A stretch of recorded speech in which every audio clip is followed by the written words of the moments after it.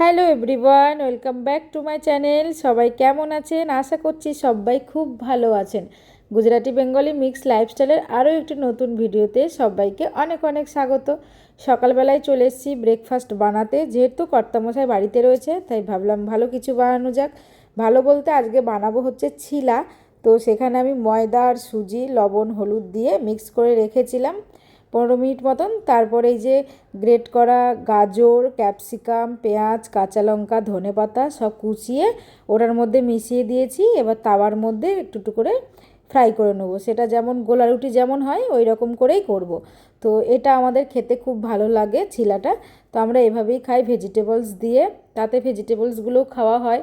তো একটু বেশ যাই হোক, এখানে আটা দিয়েও অনেকে করতে পারেন, যেহেতু আমাদের আটার থেকে ময়দাটা দিয়ে খেতে বেশি ভালো লাগে তার জন্য আমি ময়দাটা দিয়েই করি। যেহেতু ময়দা খাওয়া খারাপ আর কি শরীরের পক্ষে, তারপরেও কি করব, মুখে স্বাদের জন্য খেতেই হয়। তো যাই হোক, সেটা মিক্স করে তাও একটুখানি মানে তারপরে এবার তাওয়াটা বসিয়ে তেল দিয়ে দিয়েছি। দেখো তাওয়ার মধ্যে এবার গোলা রুটির মতন আস্তে আস্তে সবগুলোকে দিয়ে সুন্দর করে গোলা রুটির মতন ভেজে নেব। তো এটা আমার ছেলেও খায় আর আমরাও খেতে ভীষণ ভালোবাসি। আর খেলে কি হয় বলো তো, অনেকক্ষণ পেটে থাকেও, চট করে খিদেও পায় না, বেশ আর মুখরোচকও হয়, ভালোও লাগে। তো দেখো একে একে এই যেরকম উল্টো পিল্টে দু পিঠ ভেজে নেব, উল্টে পাল্টে আর কি। তো যাই হোক, একটু ক্রিস্পি ক্রিস্পি হলে খেতে বেশি ভালো লাগে। বেশ একটু কড়া করে ভাজবো আমি। তো আমাদের কড়া করেটাই বেশি ভালো লাগে। তোমরা কে কে এরকম করে তোমরা বানিয়ে খেতে পারো, কিন্তু এরকম বেশ ভালো লাগে। তো সেরকমই দেখো আমি এদিকে করছি, আর ওদিকে চাও বসিয়ে দিয়েছি। যেহেতু কর্তামশাইকে চা দিতে হবে, ছেলে তো আর চা খায় না, সে না খেয়ে স্কুলে গেছে, মানে না খেয়ে বলতে সকালে ব্রেকফাস্ট করে গেছে।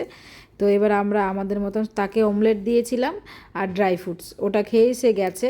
তো সকালবেলা সে না আর অন্য কিছু খেতেও চায় না, যে অন্য কিছু বেশ বানিয়ে দেবো। এবার প্রত্যেক দিন সকালে তো আর কিছু যেমন তেমন কিছু, আর ম্যাগি তো সব সময় দেওয়া যাবে না, ওর শরীরের জন্য খারাপ হবে। তো যাই হোক, ওকে ওর মতন করে দিয়েছি। এরপরে চা হয়ে গেছে, ব্রেকফাস্ট হয়ে গেছে, কর্তামশাই এসছে। তো এই যে খাবে বলে সে কখন বসে রয়েছে, কখন খাবারটা আসবে।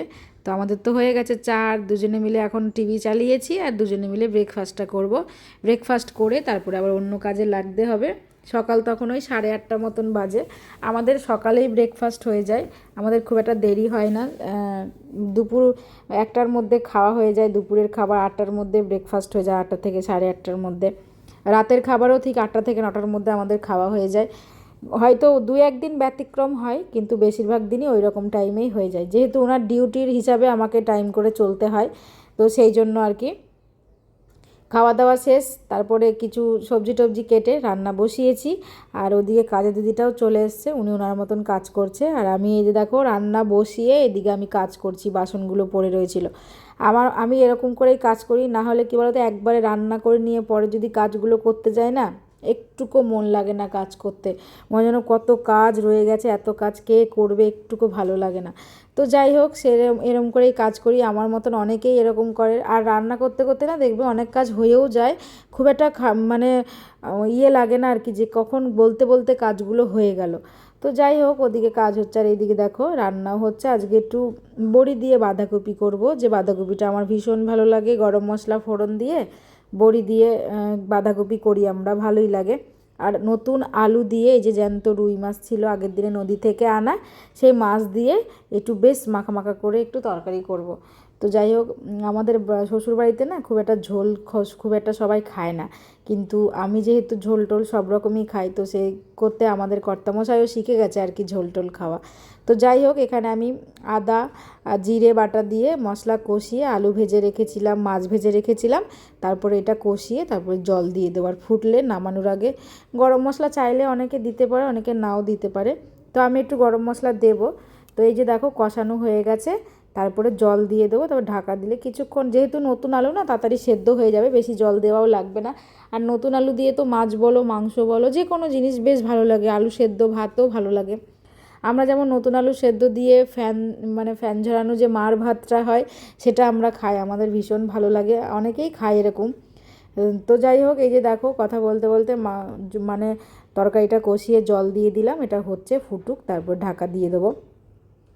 কিছুক্ষণ ঢাকা দিয়ে ওটা হয়ে গেছে, ওদিকে ভাতও প্রায় হয়ে গেছে, আমার দুধটা গরম বসিয়েছি।